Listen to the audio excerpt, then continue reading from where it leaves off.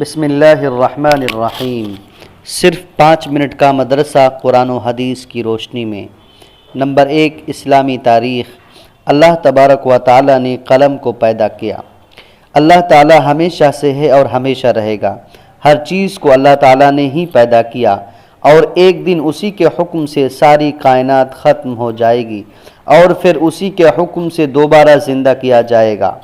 قرآن پاک میں اللہ تبارک و تعالی فرماتا ہے کہ ہر چیز ختم ہو جائے گی اور صرف آپ کے عزت و بزرگی والے رب کی ذات باقی رہے گی۔ سورہ رحمان۔ حضرت عبادہ بن صامت رضی اللہ تعالی عنہ بیان کرتے ہیں کہ رسول اللہ صلی اللہ علیہ وسلم نے فرمایا، اس دنیا کی تمام چیزوں میں سب سے پہلے اللہ تبارک و تعالی نے قلم کو پیدا فرمایا اور اسے لکھنے کا حکم دیا۔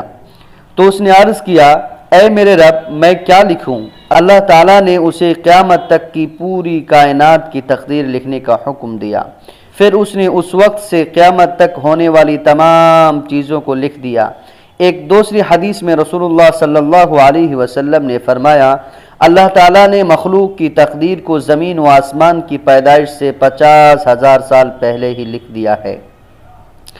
اس وقت سے قیامت تک دنیا میں جو کچھ ہوتا ہے یا ہوگا، قلم ان چیزوں کو بحکم خداوندی پہلے ہی لکھ چکا ہے۔ نمبر 2، اللہ کی قدرت۔ آسمان۔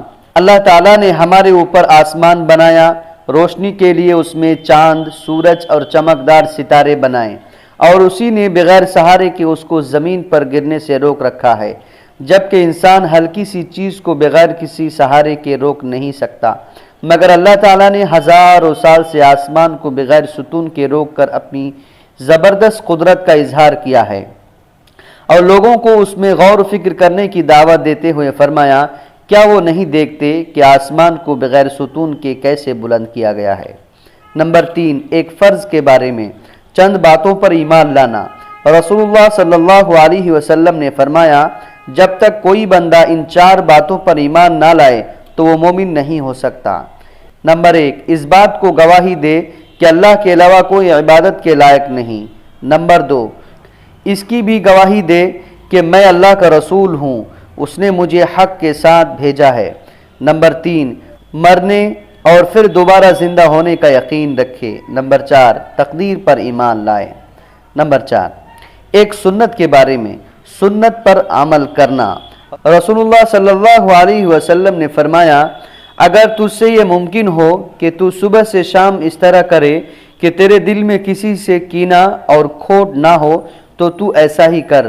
پھر فرمایا، یہی میرا طریقہ اور میری سنت ہے، جس نے میرے طریقے کو پسند کیا، اس نے مجھ کو دوست رکھا، وہ جنت میں میرے ساتھ ہوگا۔ نمبر 5، ایک اہم عمل کی فضیلت، صبح کے وقت دعا پڑھنا۔ رسول اللہ صلی اللہ علیہ وسلم نے فرمایا، جو شخص صبح کے وقت یہ دعا پڑھے گا، شام تک وہ شیطان سے محفوظ رہے گا۔ اعوذ باللہ السمیع العلیم من الشیطان الرجیم۔ اعوذ باللہ السمیع العلیم من الشیطان الرجیم۔ ترجمہ، میں شیطان رجیم سے اللہ تعالیٰ کی پناہ چاہتا ہوں جو سننے والا اور جاننے والا ہے۔ نمبر 6، ایک گناہ کے بارے میں پڑوسی کو ستانا۔ رسول اللہ صلی اللہ علیہ وسلم نے فرمایا، وہ آدمی جنت میں داخل نہ ہو سکے گا جس کے ظلم و ستم سے اس کے پڑوسی محفوظ نہ ہو۔ نمبر 7، دنیا کے بارے میں حلال اور حرام کو سمجھو۔ رسول اللہ صلی اللہ علیہ وسلم نے فرمایا، ان قریب ایک زمانہ ایسا آنے والا ہے جس میں آدمی کو یہ بھی پرواہ نہ رہے گی کہ مال حرام ہے یا حلال۔ نمبر 8، آخرت کے بارے میں اعمال نامہ دیکھ کر مجرموں کا افسوس کرنا۔ قرآن میں اللہ تبارک و تعالی فرماتا ہے، اعمال کا رجسٹر سامنے رکھ دیا جائے گا تو اس وقت تم مجرموں کو دیکھو گے کہ وہ لوگ ان اعمال ناموں میں لکھی ہوئی چیزوں سے ڈر رہے ہوں گے اور افسوس سے کہہ رہے ہوں گے، ہائے ہماری کمبختی، یہ کیسا دفتر اور رجسٹر ہے جس نے نہ کوئی چھوٹا عمل چھوڑا ہے اور نہ بڑا عمل، سبھی اس میں محفوظ ہیں۔ نمبر 9، طب نبوی سے علاج۔ ہر بیماری کا علاج۔ رسول اللہ صلی اللہ علیہ وسلم نے فرمایا، گائے کا دودھ استعمال کیا کرو کیونکہ وہ ہر قسم کے پودوں کو چرتی ہے، اس لیے اس کے دودھ میں ہر بیماری سے شفا ہے۔ نمبر 10، قرآن کی نصیحت۔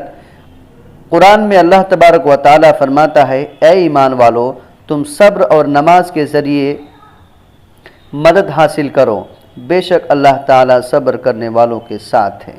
سورہ بقرہ۔